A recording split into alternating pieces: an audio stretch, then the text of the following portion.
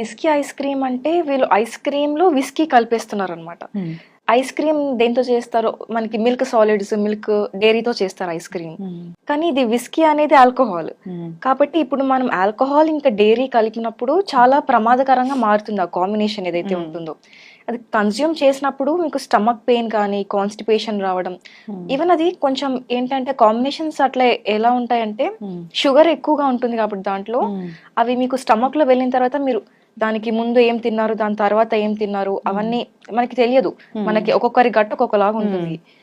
ఒకవేళ వాళ్ళకి gut health బాగుండకుండా ఏమైనా లైట్ గా ఇష్యూస్ ఉన్నా కానీ స్టమక్ ఇన్ఫెక్షన్ అయిపోతుంది అనమాట కాంబినేషన్స్ అట్లా తీసుకోవడం వల్ల. ఇప్పుడు అది షుగర్ ఏదైతే ఉంటుందో ఐస్ క్రీమ్ లో అది మనకి ఆల్కహాల్ టేస్ట్ ని మొత్తం ఆల్టర్ చేసేస్తుంది. కాబట్టి మనకి అది టేస్ట్ కొంచెం వేరేగా రావడం వల్ల ఎక్కువ తినేస్తారు తెలియకుండా. దాని వల్ల కన్జ్యూమ్ చేసేస్తారు ఎక్కువ క్వాంటిటీస్ లో. ఆల్కహాల్ కూడా కన్జ్యూమ్ అయిపోతుంది ఆటోమేటిక్ గా.